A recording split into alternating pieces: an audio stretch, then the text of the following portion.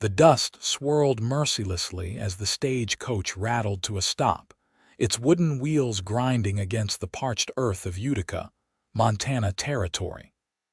Naomi Winters clutched her handkerchief over her nose and mouth, but it did little to filter the grit that seemed determined to coat her lungs. The year was 1876, and her dreams, once as vibrant as spring flowers in her imagination, were already wilting in the harsh reality of the frontier. "Last stop, Utica," the driver called, his weathered voice carrying over the snorting of the exhausted horses. Naomi gathered her skirts and stepped down, her boots meeting the dirt road with a soft thud. The weight of her decision pressed upon her shoulders as heavily as her trunk of belongings, which the driver unceremoniously dropped beside her. 3,000 miles from Boston, with nothing but a promise from her late father's business partner that opportunity awaited. "Miss Winters." A thin man with spectacles and a ledger approached. "Walter Gaines. I managed your father's affairs out here." Naomi nodded, forcing a polite smile despite her weariness. "Yes, Mr. Gaines, thank you for meeting me." "I'm afraid I have some unfortunate news," he began, his eyes darting away from hers.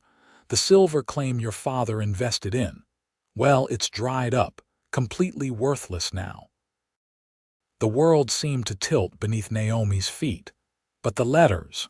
You wrote that it was promising, that I could build a new life here." "Markets change, Miss Winters. Mining's a gamble." He shifted uncomfortably. "I've arranged a room for you at the boarding house. Mrs. Peterson is expecting you." Naomi fought back tears. At 22, she had sold everything she owned in Boston after her parents' deaths to follow her father's dream of Western prosperity. Now she stood alone, surrounded by strangers in a dusty mining town with nothing but a few dollars to her name. The claim paperwork. She asked, her voice steadier than she felt. "I'll bring it tomorrow, though I doubt it's worth the paper it's written on." With a tip of his hat, Gaines walked away, leaving her amidst the bustle of a town indifferent to her arrival. The boarding house was a 2-story wooden structure that had seen better days. Mrs. Peterson, a stern-faced woman with graying hair pulled into a tight bun, showed Naomi to a small room with a narrow bed, a washstand, and a single window that overlooked the main street. "Breakfast at 6, dinner at 5. No gentlemen callers. Rent is due weekly in advance," Mrs. Peterson recited, her hand extended expectantly. Naomi counted out the coins, realizing with a sinking feeling how quickly her meager savings would disappear. Is there work for women in Utica?" Mrs. Peterson's expression softened slightly. "The hotel needs a maid. The saloon's always looking for girls, but I don't recommend that for a lady such as yourself. And the mercantile might need help." She paused. "Your hands look like they've never seen hard work." "I was a teacher's assistant in Boston," Naomi admitted, "but I'm willing to learn whatever is necessary." "You'll need to," Mrs. Peterson replied, not unkindly. "The West doesn't care much for Eastern sensibilities." Alone in her room, Naomi unpacked her trunk. Among her belongings was a small pot containing soil from her mother's garden and seeds she'd carefully preserved. Growing flowers had been her solace during the difficult years of her parents' illnesses. Now, it seemed a foolish fantasy in this harsh landscape.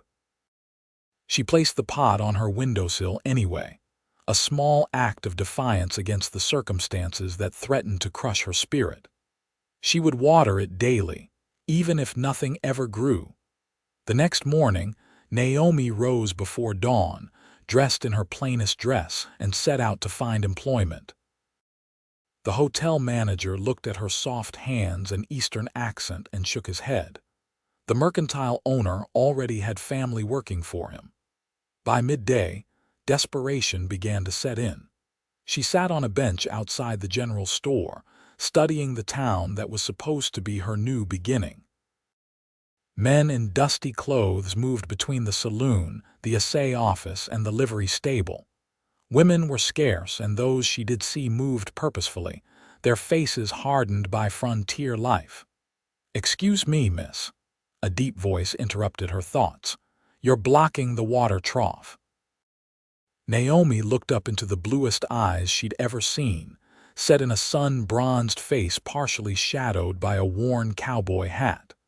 The man stood holding the reins of a magnificent chestnut horse that was eyeing the water longingly. "I'm sorry," she said, quickly standing and moving aside. "I didn't realize." The man nodded, his expression unreadable as he led his horse to drink. He was tall, broad-shouldered, with a quiet strength that seemed to command respect without effort. His clothes were dusty from the trail, but well-maintained, not the flashy attire of a gambler or the rough garb of a miner. As the horse drank, he studied her with a directness that would have been considered impolite in Boston society, but seemed natural here. "You're new to Utica," he observed. "Is it that obvious?" Naomi attempted a smile. "This town doesn't get many newcomers these days, not since the big strike went bust." He patted his horse's neck. "Most folks are leaving, not arriving." "Yes, well, I seem to have impeccable timing," she replied, a hint of bitterness creeping into her voice. Something in her tone made him look more closely at her. "You came for the silver."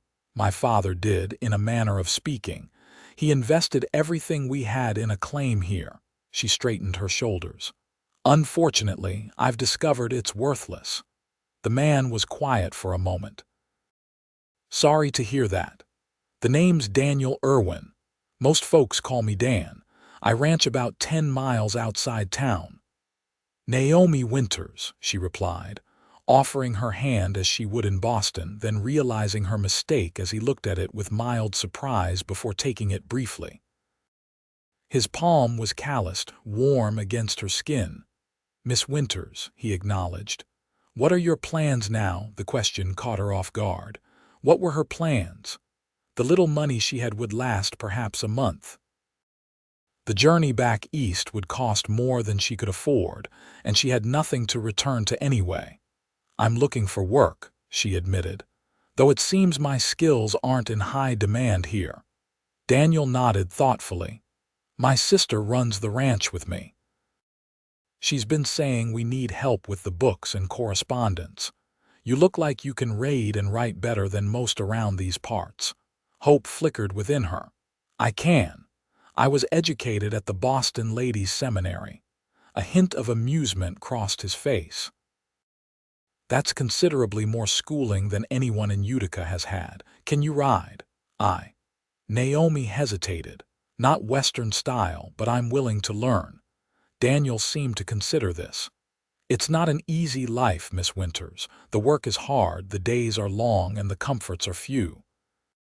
But it's honest work, with room and board included." It wasn't what she had dreamed of when she'd set out for Montana, but it was an opportunity, perhaps her only one. "When would you need me to start?" "I'm heading back tomorrow morning. Can you be ready by then?" Naomi thought of her nearly empty purse and the crushing disappointment of the failed silver claim. "Yes, Mr. Irwin, I believe I can." As Daniel turned to leave, he glanced at the small pot she still held. "What's that you've got there?" "Seeds from my mother's garden in Boston," she explained, feeling somewhat foolish. "I had thought, well, it doesn't matter now." He studied her for a moment longer. "Bring them along. The ranch has good soil." With a tip of his hat, he led his horse away, leaving Naomi with the first glimmer of hope she'd felt since arriving in Utica. The next morning, Naomi waited outside the boarding house with her trunk and the small pot of soil carefully wrapped in a shawl. The air was crisp with dawn, the town still quiet except for the distant sounds of miners changing shifts. Daniel arrived with a wagon, his sister beside him. Rebecca Irwin was a striking woman with the same blue eyes as her brother, though her face was softer, framed by dark blonde hair pulled back in a practical braid. She greeted Naomi with a warm smile that immediately put her at ease. "We're glad to have you, Miss Winters," Rebecca said as Daniel loaded Naomi's trunk into the wagon. "It's been just the two of us since our parents passed 5 years ago. Having another woman around will be a welcome change." The journey to the ranch took most of the morning, the wagon jolting over rugged terrain as they left the mining town behind. Naomi watched as the landscape transformed from barren hills to greener pastures dotted with wildflowers and stands of pine and aspen. "It's beautiful," she breathed, taking in the vast expanse of sky that seemed to stretch infinitely above them. "It grows on you," Daniel replied, his eyes fixed on the trail ahead. "Took me a while to appreciate it myself when we first came out here with our parents. I was 12. Becky was 10. All I could see was what we'd left behind in Kansas."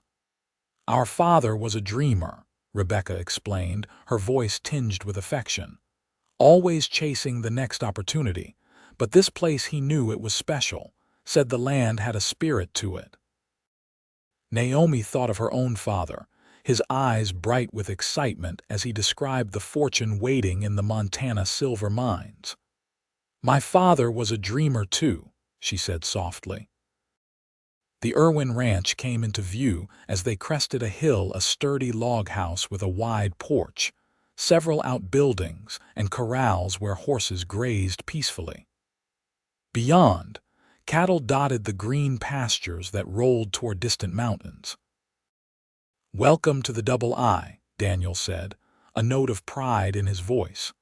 "It's not much compared to what you're used to in Boston, but it's home." "It's wonderful," Naomi replied honestly, already feeling a sense of peace settle over her. The next few days passed in a blur of new experiences. Rebecca showed her the small room that would be hers, simple but clean, with a real bed and a window that overlooked a meadow bursting with wildflowers. Daniel gave her a tour of the ranch operations, explaining the seasonal rhythms of cattle raising with a patience that surprised her. The ranch books were indeed in need of organization.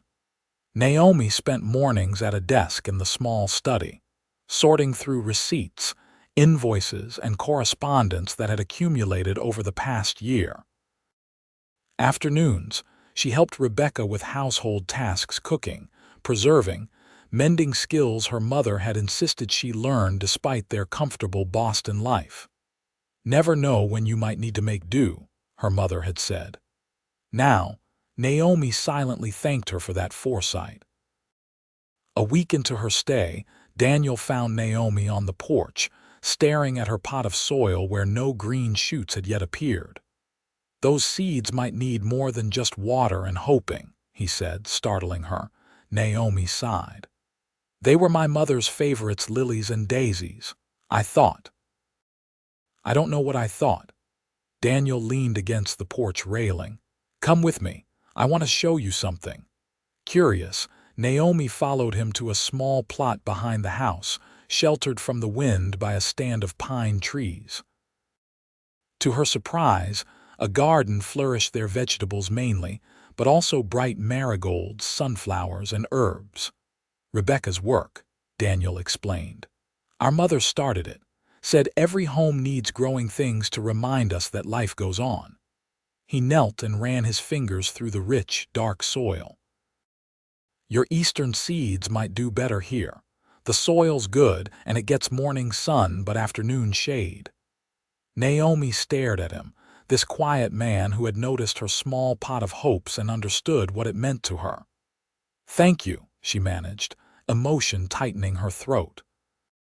Daniel nodded, seeming almost embarrassed by her gratitude. "Can't promise they'll grow, but they deserve a fighting chance." That evening, Naomi carefully transplanted her precious seeds into the corner of Rebecca's garden that Daniel had shown her. As she patted the soil around them, she wondered if perhaps her own dreams deserved the same consideration, a new place to take root, with different expectations than those she had brought from the East. The routine of ranch life began to shape Naomi's days. She learned to ride Western style under Daniel's patient instruction, her initial terror giving way to growing confidence as she mastered the unfamiliar saddle and riding techniques. The ranch hands, three weathered men who had worked for the Irwins for years, treated her with respectful distance at first. Then gradually, with the same easy camaraderie they showed Rebecca. Summer progressed into early fall, bringing cattle drives, haying, and preparations for the coming winter. Naomi found muscles she never knew she had and a strength within herself that surprised her. The elegant young woman from Boston was transforming, her hands growing calloused, her face tanned by the Montana sun, her Eastern accent softening around the edges. One crisp October morning, Naomi was in the garden harvesting the last of the season's vegetables when she noticed something that made her heart skip.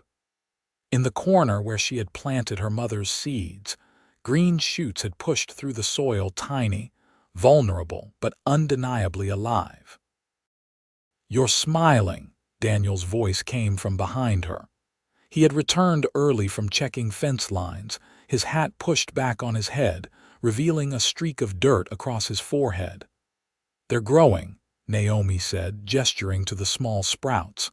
"I'd almost given up hope." Daniel crouched beside her, studying the delicate green shoots with genuine interest. "Stubborn little things," he observed, "like someone else I know." Naomi laughed. "I'll take that as a compliment, Mr. Irwin." "Dan," he corrected her, not for the first time. "After 3 months of eating my cooking on cattle drives, I think you can use my given name." Their eyes met, and something shifted in the air between them, an acknowledgement of the easy companionship that had developed, and perhaps something more that neither was ready to name. The moment was broken by the sound of approaching horses. Daniel stood, his expression changing as he recognized the riders. "That's Walter Gaines," Naomi said, surprised to see the spectacled man who had greeted her in Utica. "And who is that with him?" "Liam Thorne," Daniel replied, his voice cooler than she'd ever heard it. "Owns the biggest ranch in the county, and he's been trying to buy up everyone else's land for years." Naomi brushed the soil from her hands and followed Daniel to the front of the house, where Rebecca had already come out to greet the visitors. "Irwin," Thorne called from atop a gleaming black stallion. He was a large man in his 40s, expensively dressed, with the confident bearing of someone used to getting his way. "Thought I'd ride out and check on those water rights we discussed." "Nothing to discuss, Thorne," Daniel replied evenly. "The creek runs through our property and we're within our rights to use it." Thorne's gaze shifted to Naomi, and something in his expression made her skin crawl. "Miss Winters, isn't it? Gaines here told me you'd taken employment with the Irwins." He smiled, all teeth and no warmth. "A shame about your father's investment. Silver mining's a tricky business." Walter Gaines looked uncomfortable, avoiding Naomi's eyes. "Miss Winters, I've been meaning to bring you the claim paperwork. It slipped my mind." "How convenient," Rebecca murmured, just loud enough for Naomi to hear. Thorne dismounted, handing his reins to Gaines. "Perhaps we could speak privately, Irwin." Man to man, Daniel hesitated, then nodded. "My office. 10 minutes." As the men walked toward the house, Naomi turned to Rebecca. "What's this about water rights?" Rebecca's expression was grim. "The creek that waters our north pastures. Thorne claims he has rights to it, but our father secured those rights legally years ago. Without that water, half our grazing land would be useless." "And Mr. Gaines, what's his interest in this?" "He's in Thorne's pocket, like half the businessmen in Utica." Rebecca sighed.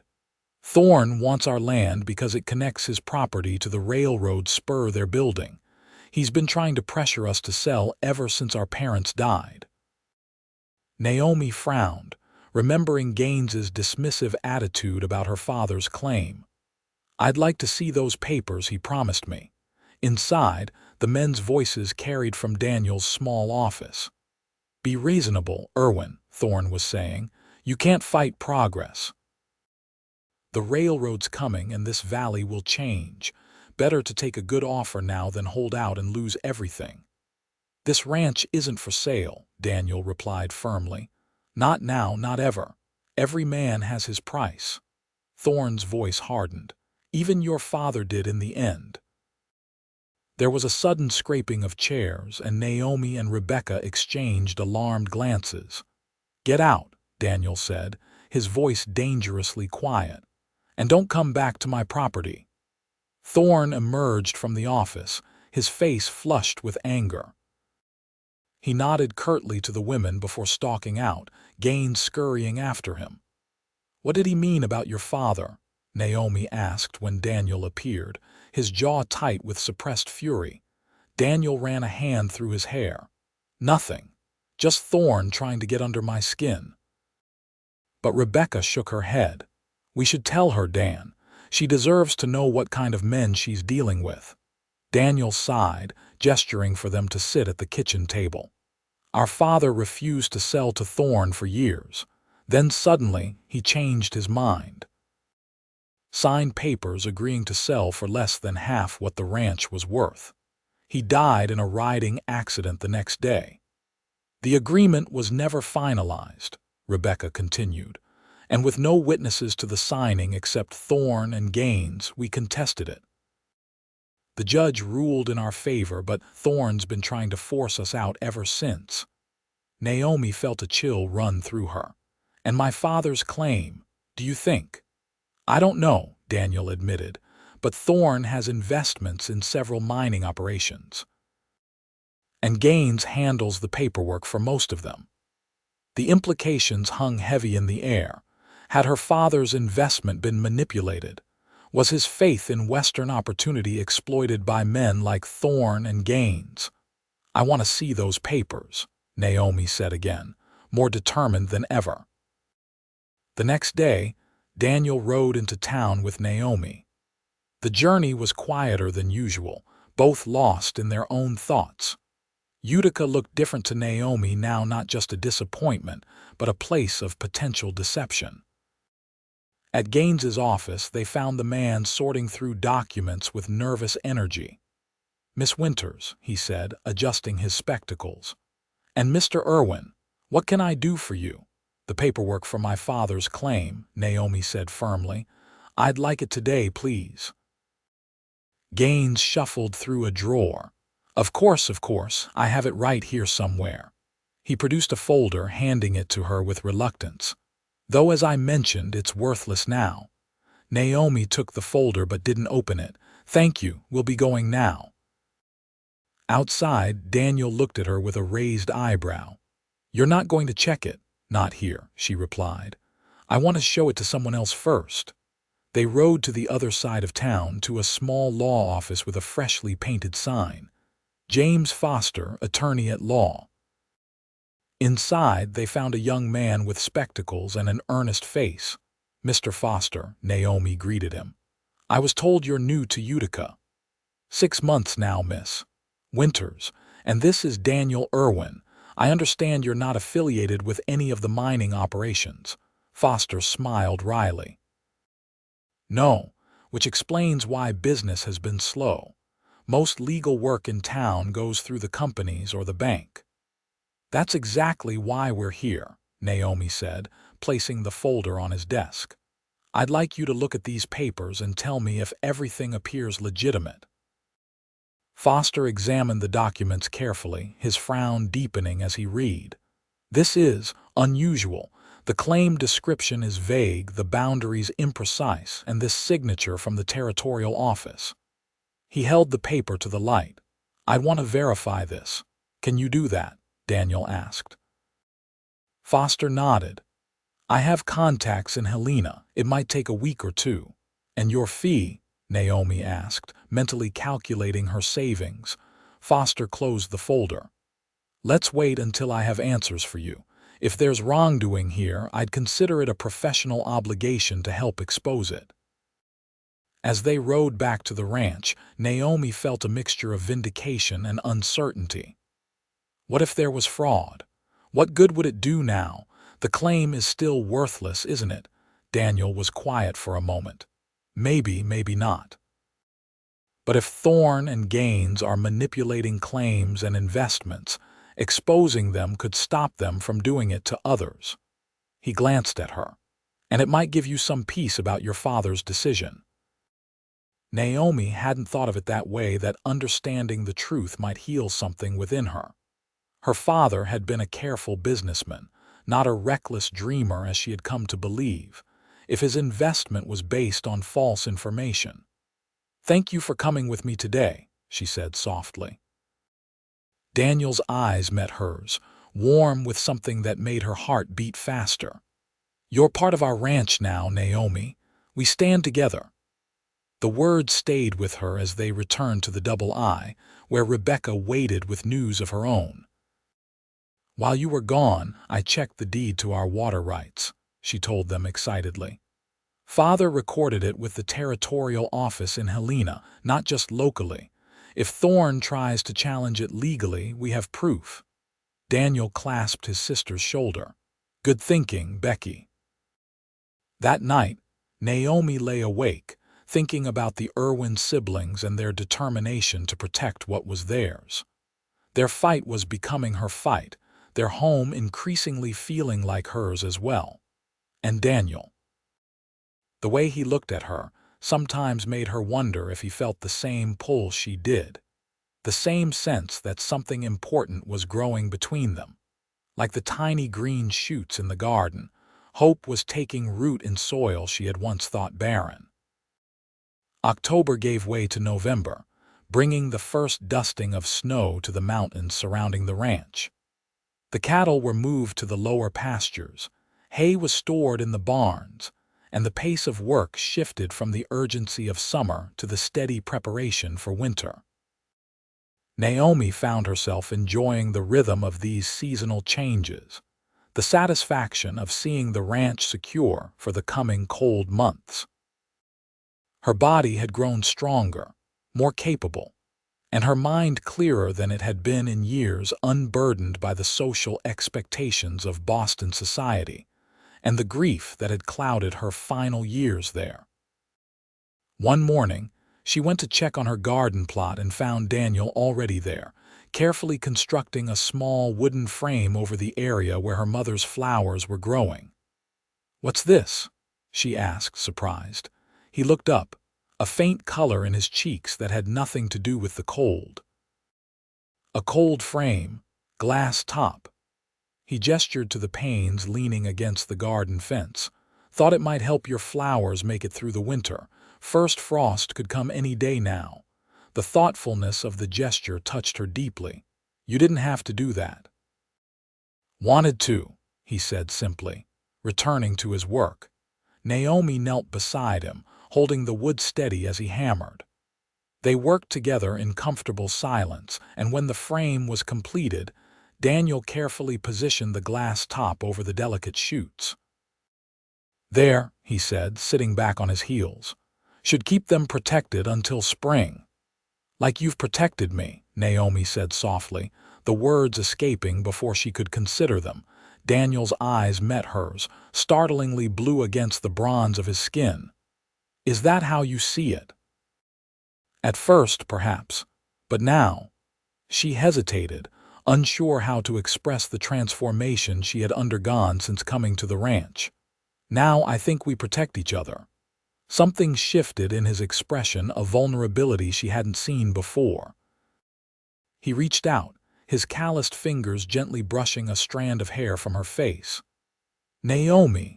The moment was shattered by the sound of a rider approaching at speed. They both stood as one of the ranch hands, Joe, galloped into the yard. "Boss," he called, reining in his lathered horse. "Trouble at the North Creek. Thorne's men are damming it up, diverting the water onto his property." Daniel's expression hardened instantly. "Get the rifles, Joe. Tell Sam and Pete to meet us there." He turned to Naomi. "Stay here with Rebecca." "No," Naomi said firmly. "I'm coming with you." This could get dangerous. All the more reason you shouldn't face it alone. She stood her ground, meeting his gaze steadily. After a moment he nodded. Stay behind me, and if I tell you to ride for help, you do it without arguing. Understand? Within minutes, they were galloping toward the north boundary of the ranch, rifles secured in their saddle scabbards. Naomi's heart pounded with fear and determination as they rode, the cold wind stinging her face. They found 3 of Thorne's men constructing a crude dam across the creek where it entered the Double I property. Piles of rocks and logs already diverted most of the water into a newly dug channel leading toward Thorne's land. That's enough, Daniel called, his voice carrying across the distance between them. Joe, Sam, and Pete spread out beside him, hands near their weapons but not drawing them. Naomi stayed slightly behind, watching warily. The largest of Thorne's men straightened, a smirk on his face. Just following orders, Irwin. Mr. Thorne says this water belongs to him now. The territorial office says differently, Daniel replied evenly. Take down that dam and fill in that ditch, or we'll do it for you. The tension stretched between them, 5 against 3, but Thorne's men were armed as well. The standoff might have escalated if not for the arrival of another rider, James Foster, the young attorney, his horse winded from hard riding. Glad I found you, he called, dismounting quickly. I just received a reply from Helena. There's something you all need to see. The interruption broke the immediate tension. Reluctantly, both groups agreed to meet in town in an hour to hear what Foster had discovered. At Foster's office, they found not only the attorney but also the town sheriff, a grizzled man named Harrison who was known for his fairness if not his ambition. Thorne himself was there as well, looking irritated at being summoned. This had better be important, Foster, Thorne growled. I have business to attend to. Oh, it's important, Foster replied, unusually confident for a man facing one of the most powerful ranchers in the territory. Sheriff Harrison asked to be present when I shared my findings about certain irregularities in mining claims and water rights in this county. He spread several documents on his desk. These are copies of records from the territorial office in Helena. They show that the Silver Crescent claim, registered to Harold Winters, was deliberately misrepresented. The assay reports were falsified. Naomi gasped softly. Daniel's hand found hers, squeezing gently in support. Foster continued. Furthermore, the water rights for North Creek were legally registered to Thomas Irwin in 1866 and transferred to his children upon his death. Any attempt to divert that water is not only unethical but illegal. Thorne's face had darkened with each word. You can't prove any connection to me, he snapped. Actually, I can, Foster replied, producing another document. This is a sworn statement from a former employee of yours, detailing how you orchestrated the falsification of multiple mining claims, including Silver Crescent, and how you pressured Thomas Irwin to sell his ranch through threats and intimidation. Sheriff Harrison stepped forward. Based on this evidence, I'm opening an investigation into these allegations, Mr. Thorne. In the meantime, you'll cease any attempt to divert water from the Irwin property. Thorne's eyes darted between them, calculating. Finally, he jabbed a finger toward Daniel. This isn't over, Irwin. No backwater sheriff or wet-behind-the-ears lawyer will stop what's coming to this valley. Maybe not, Daniel replied calmly, but we'll fight it every step of the way. After Thorne stormed out, Naomi turned to Foster. My father's claim, was it truly worthless, or was that part of the deception as well? Foster's expression softened. The claim itself is legitimate, Miss Winters. And while it's not as rich as Thorne's men claimed, recent surveys suggest it might contain a modest but viable amount of silver, enough to be profitably mined with the right approach. The revelation was overwhelming. Her father hadn't been a fool after all. His investment, while risky, had been based on real potential, not just dreams. "What does this mean for you?" Daniel asked quietly as they rode back to the ranch, the confrontation at the creek temporarily resolved. Naomi considered the question, watching the landscape that had become so familiar to her in the past months, the rolling hills, the distant mountains, the clear blue sky that seemed to go on forever. "I don't know," she admitted. "I could sell the claim, perhaps, start a new life somewhere." Daniel was silent for a long moment. "Is that what you want, to leave?" The hesitancy in his voice made her look at him sharply. "I didn't say that, Naomi." He reined his horse to a stop, turning to face her fully. "These past months, having you at the Double I." He struggled for words, this man who rarely spoke more than necessary. "The ranch feels more like home with you there." Her heart quickened. "Daniel, I'm not asking you to stay because of the books or the help you give Becky," he continued, his words coming faster now. "I'm asking because the thought of you leaving makes me realize how much I've come to care for you. More than care. I think I'm falling in love with you, Naomi Winters." The confession hung in the crisp autumn air between them. Naomi felt as if everything that had happened since she arrived in Montana, the disappointment, the struggles, the gradual rebuilding of her hopes, had led to this moment. "When I came west," she said softly, "I thought I was following my father's dream, but maybe I was really finding my own." She moved her horse closer to his. "I've fallen in love with this land, with the ranch, with you, Daniel Irwin." The smile that broke across his face was like sunrise over the mountains. He leaned across the space between their horses and kissed her, gently at first, then with a passion that made the cold air around them seem suddenly warm. When they finally returned to the ranch, they found Rebecca waiting anxiously on the porch. "Well," she demanded, "what happened?" Daniel and Naomi exchanged a glance, both suddenly shy.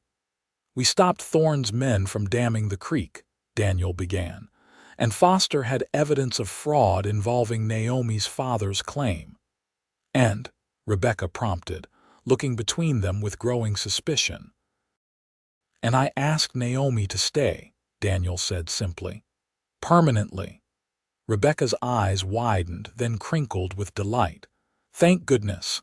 I was beginning to think I'd have to lock you two in the root cellar until you admitted how you felt about each other." Their laughter echoed across the ranch yard, a sound of joy that seemed to chase away the shadows of the past months. That night, Daniel and Naomi sat on the porch swing, watching as the first real snow of the season began to fall, blanketing the world in pristine white. "What will you do about the claim?" Daniel asked, his arm around her shoulders. Naomi considered the question. "I think I'll sell part of it enough to pay off my father's debts back east and to invest in the ranch. The rest. Perhaps we could develop it slowly as a supplement to the cattle operation." Daniel nodded thoughtfully. "Diversifying would be wise. Cattle prices fluctuate, and having another source of income could help us through lean years." "Us," Naomi repeated, savoring the word. "I like the sound of that." He pulled her closer. "So do I." As winter settled over the Double I, Naomi found herself busier than ever. There were wedding plans to make, a spring ceremony, they decided, when the wildflowers would be in bloom. There was the business of the silver claim to sort out, with Foster's help.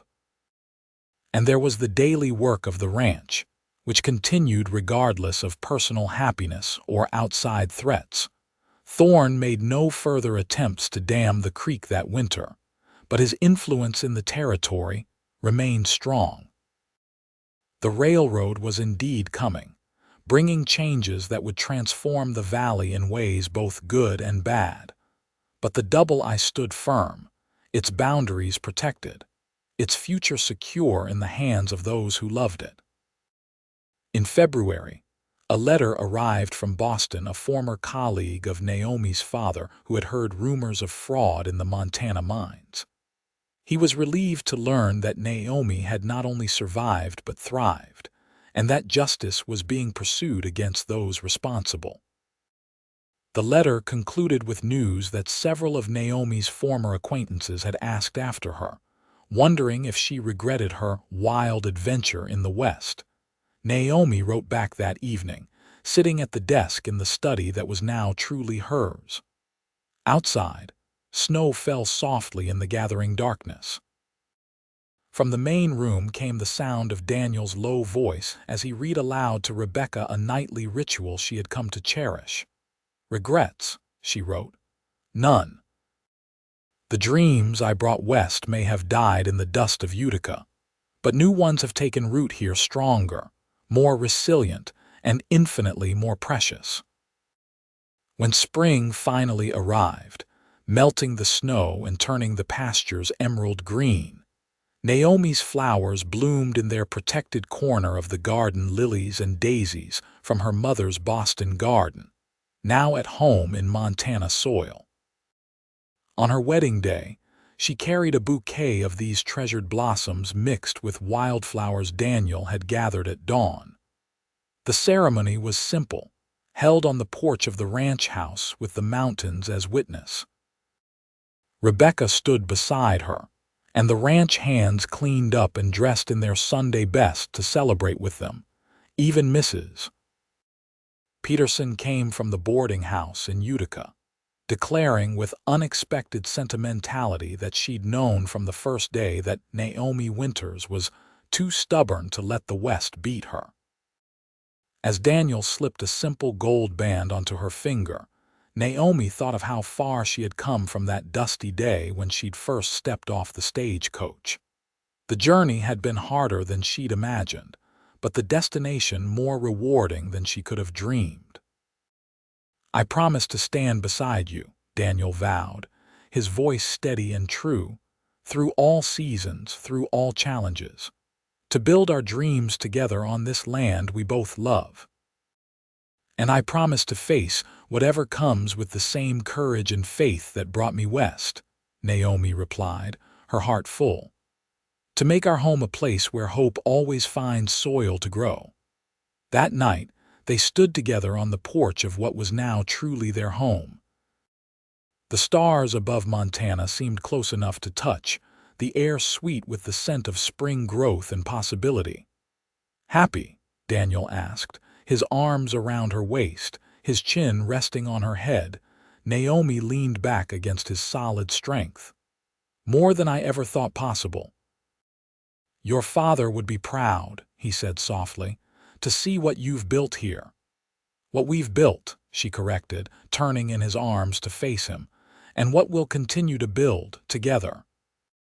Daniel's kiss was a promise, as steadfast as the mountains that guarded their valley, as bright with hope as the wildflowers that carpeted the hills each spring. In this man, in this land, Naomi had found not just a new dream but a new way of dreaming rooted in reality, yet reaching always toward the vast Montana sky. And as the years passed, the Double I Ranch prospered under their joint care. The small silver mine provided steady income that helped them weather the lean years when cattle prices fell. They added to the main house, built a schoolroom for the children who eventually came, first a son with Daniel's blue eyes and quiet determination, then twin daughters with Naomi's spirit and love of growing things. Rebecca married a surveyor who came with the railroad, a thoughtful man who shared her love of books and who fit seamlessly into their family circle. They built a house of their own on the eastern edge of the ranch, close enough for daily visits, but allowing the privacy a newly married couple needed. Thorne's influence in the territory gradually waned as his unethical practices came to light. Other ranchers, emboldened by the Irwin stand, began to resist his pressure. The railroad arrived, bringing changes both welcome and challenging, but Daniel and Naomi faced them together, adapting while holding firm to what mattered most. Each spring, Naomi expanded her garden, adding new varieties while always keeping a special place for the flowers that had journeyed with her from Boston. They became a symbol in the community. Mrs. Irwin's Eastern flowers, people called them, marveling at how they thrived in the Western soil. Just like you, Daniel would tease, watching as she taught their children how to nurture seedlings through Montana's unpredictable weather. We're all transplants in one way or another, Naomi would reply. It's where we choose to put down roots that matters. And on their 20th anniversary, as they sat on the porch of the ranch house watching their children race across the pasture that was their birthright, Daniel took her hand, still slender, but now marked by years of work and love. Do you ever wonder what would have happened if your father's claim had been legitimate from the start? He asked. If you'd become a wealthy mine owner instead of a rancher's wife? Naomi smiled, thinking of the journey that had brought her here, the disappointment that had led to discovery, the dreams that had died only to be replaced by deeper, truer ones. Not for a moment, she said, leaning her head against his shoulder, feeling the solid strength that had been her constant through 2 decades of joys and sorrows. Some dreams have to die so better ones can grow. Above them, the Montana sky stretched endless and blue, a canopy over the land they had nurtured together. Around them, the ranch hummed with the activity of spring cattle being moved to summer pastures, fields being planted, life continuing in its eternal cycle of renewal. And in the garden behind the house, eastern lilies bloomed beside western wildflowers, their roots intertwined in the rich soil of home.